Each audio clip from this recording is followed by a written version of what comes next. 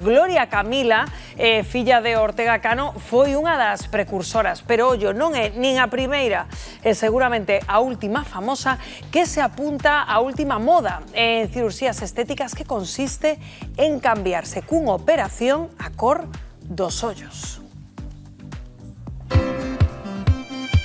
Parecen ciencia ficción, pero son unha realidade. As operacións para cambiar a cor dos nosos ollos existen e están en auxe. Son moitos os famosos que pasaron por quirófano. Un dos últimos, Álvaro Rubio, concursante dun coñecido reality, anunciou nas redes sociais que transformaba os seus ollos marróns en azuis. Pero a pioneira desta moda foi Gloria Camila, que lucía orgullosa os seus novos ollos verdes. Por suposto, esta excéntrica operación non está libre de polémica. Sonrío porque me parece unha locura. Pero vamos a ver, o que Dios nos deu, pa que o vamos estropear?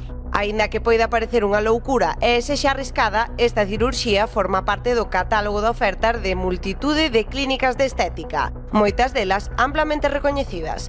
Pero non é a única operación coa que botaríamos as mans á cabeza. Hai quen pasa polo quirófano para alongar os dedos, branquear a pel, quitar as costelas, todo por moda. Pero claro, as modas, xa saben, son cambiantes. Se hoxe está de moda a pel branca, vas a poner branca, pero nunhos años estará de moda unha tez máis escura e vas a poñer escura.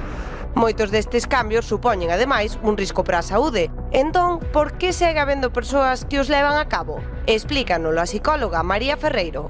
Ás veces podemos falar simplemente de estética, de moda, ¿no? Logo, cando hai un problema real de autoestima e este problema é patolóxico, moitas veces entramos no que os psicólogos definimos como trastorno dismórfico corporal. É un trastorno obsesivo, ¿no? No que temos unha preocupación excesiva acerca de un defecto ou de unha imperfección.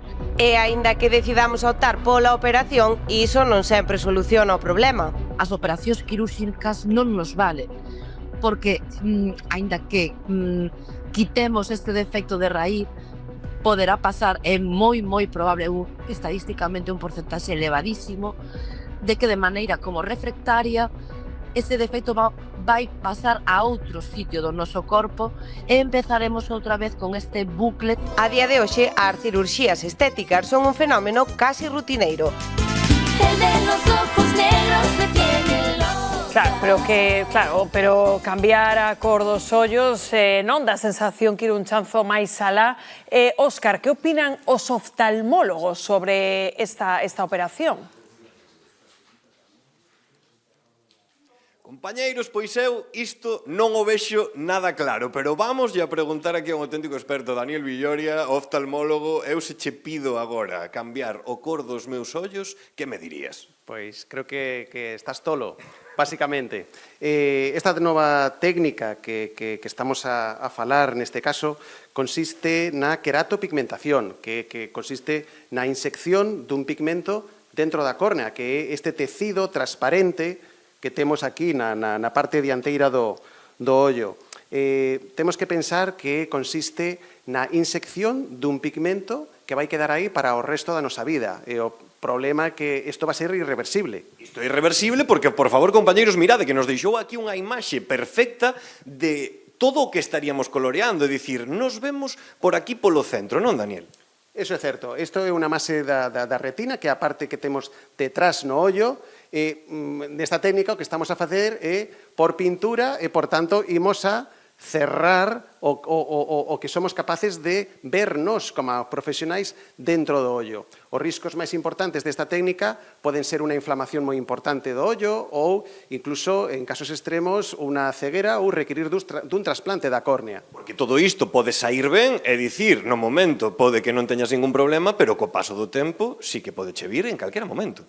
Efectivamente, ninguén sabe se podemos precisar ao longo da nosa vida unha futura cirurxía de retina, por exemplo, ou unha cirurxía de catarata moi complexa que non imos a ser capaces como profesionais de poder solventala. É como unha tatuaxe, pero daquela moitísimo máis perigoso, porque isto sí que é irreversible e poderíache poñer moitos problemas de cara a unha operación importante.